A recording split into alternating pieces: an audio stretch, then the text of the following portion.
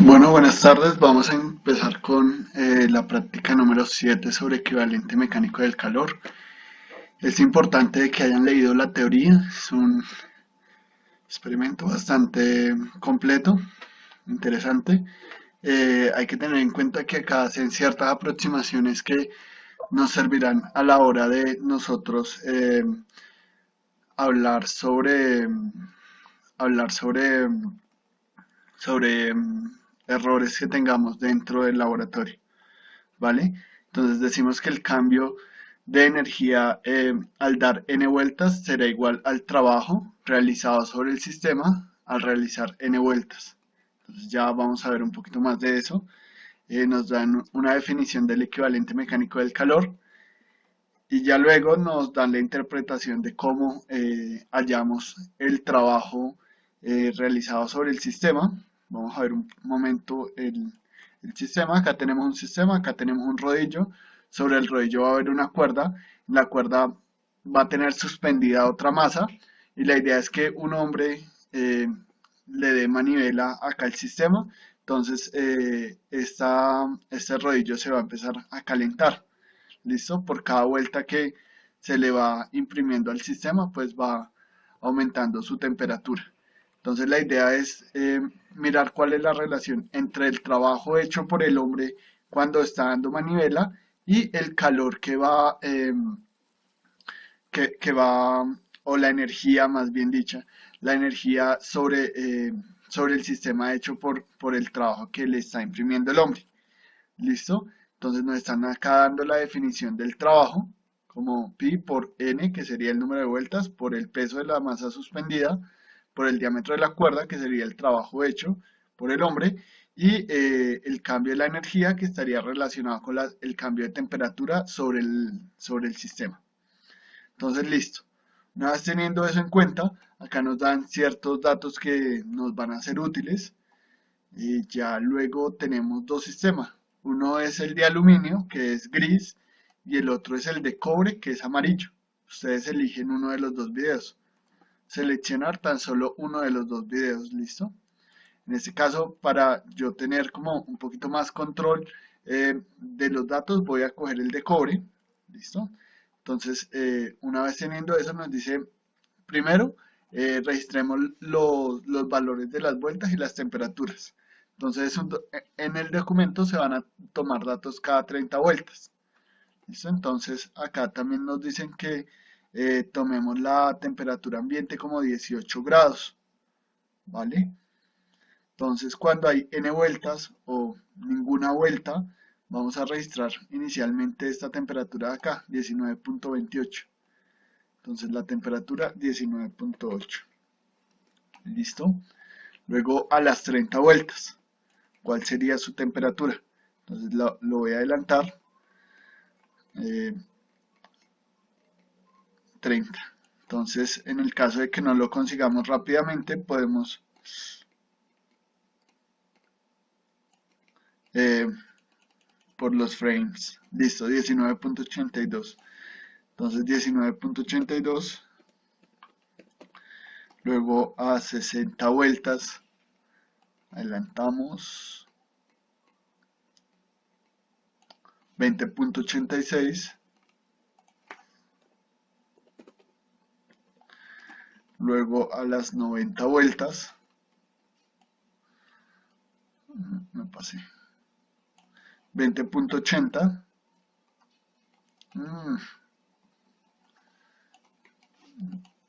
Acá bajo un poquito la temperatura. Me he dado cuenta que este aluminio este de cobre tiene como un poquito de incertidumbre por ahí, un poco más alta. Si pueden hacer el de aluminio, mucho mejor. 21.27. Entonces 21.27. Y así sucesivamente ustedes lo tendrán que ir haciendo. Luego de haber hecho esto, haber registrado todas las temperaturas hasta llegar a 480 vueltas, empezarán a calcular el trabajo. Entonces dice, usando la ecuación 5, calcule el trabajo. Entonces miramos cuál es la ecuación 5.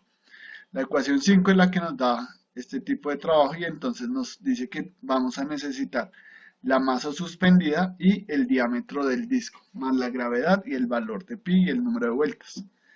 Entonces la masa suspendida en este caso es de masa colgada de 3 kilogramos y el diámetro de los cilindros es de 4.8 centímetros. Entonces vamos a calcular ese trabajo. Entonces vamos a hacer una columna calculada y entonces sería el trabajo va a ser igual al valor de pi, pero ya que no lo tenemos acá lo vamos a colocar como 3.1416 por el valor de el número de vueltas por la masa suspendida que serían 3 kilogramos por la gravedad que sería 9.8 por el diámetro que serían 4.8 centímetros, pero si ustedes se dan cuenta, acá hemos manejado el sistema internacional, kilogramos, metros y segundos, entonces tenemos que pasarlo a metros. En términos de metros sería 0.048, ¿listo? Y entonces esto le damos submit. Acá tendríamos en términos de joules, ¿listo? Hemos manejado sistema internacional. Hasta el momento ningún inconveniente. Una vez hecho esto, para dejarlo como un poquito más parejo, lo voy a cambiar acá como cifras significativas, pongámosle 6, para que sea un poquito más ordenado, listo, y ya en este tendríamos el trabajo. Luego nos piden, usando la ecuación 6, van a calcular el cambio de energía interna. Entonces van a la ecuación número 6, y entonces en la ecuación número 6, el cambio de la energía interna va a estar dada por la masa del rodillo, la capacidad calorífica del rodillo y una diferencia de temperatura. Sin embargo, ese T sub 0 pues va a ser el valor inicial. Entonces acá nos dicen que la temperatura ambiente es de 18 grados, ¿listo? Pero vamos a utilizar la temperatura inicial. Y otra cosa importante es que acá nos están dando, por ejemplo, el calor específico del cobre. Entonces nos están dando calorías, gramos y kelvins. Entonces acá en la masa del cobre nos la dan en gramos, no tenemos que hacer la conversión, pero la temperatura sí tenemos que hacer la conversión a Kelvin. Entonces, ¿qué vamos a hacer? Vamos a coger acá al lado de la temperatura, vamos a añadir una columna hacia la derecha, la vamos a llamar igual temperatura,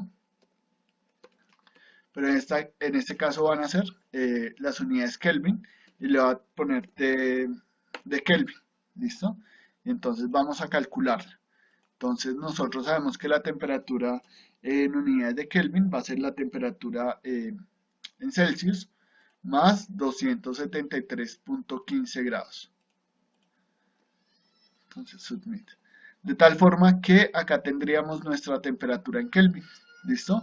Nuestra temperatura cero sería 293.15 grados Kelvin. ¿Listo?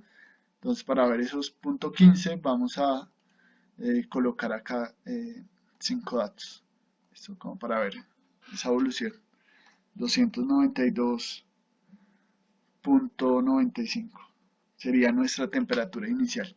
Entonces, el delta de energía, vamos a calcular la fórmula y entonces nos dice que es la masa del rodillo, pero entonces en los datos nos decía que la masa del rodillo de aluminio tiene 800 gramos por la capacidad calorífica, que sería 0.0924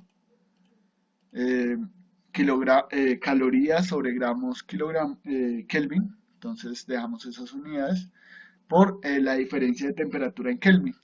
Entonces sería la temperatura que acabamos de medir, pero en Kelvin, menos la temperatura inicial del sistema, que en este caso fue de 292.95 grados Kelvin.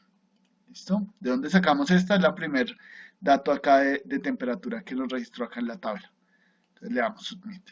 Entonces acá vamos a tener ciertos valores.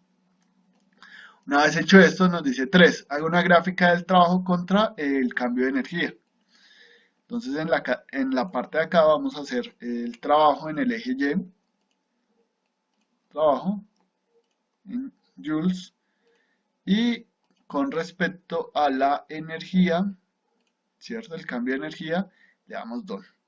Listo, en este caso tengo unos pocos puntos por acá La gráfica no es muy bonita, puesto que tengo muy poquitos datos. Sin embargo, ustedes van a tener una cantidad de datos considerable. Entonces vamos a hacer el ajuste lineal, damos done, y entonces voy y miro mi gráfica. Entonces acá eh, voy a tener mis datos, ¿listo? Y tengo unos datos bonitos, porque espero que la pendiente sea esa relación trabajo-energía, ¿listo? Entonces, esa relación va a ser, o la pendiente va a ser esta eta, ¿listo? Entonces la registramos.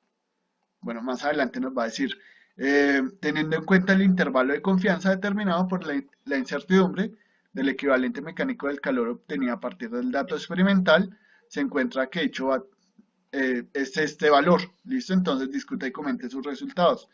En este caso ustedes van a anotar su valor. Para mí fue 4, más o menos 0.88, entonces lo anotamos. En este caso es eta igual a 4.0 más o menos, pm, 0.9 joules sobre calorías.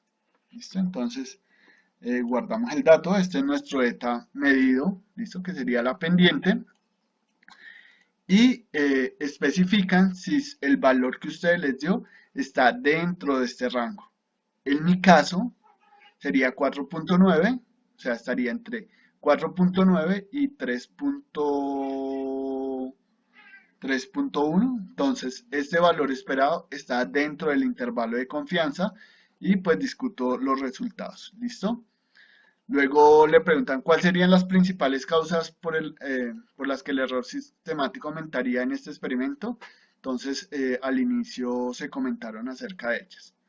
Ya luego en el análisis cualitativo, la primera pregunta está como mal formulada porque están diciendo, bueno, digamos que se elige esta temperatura del número de vuelta, cada vez que damos un número de vuelta.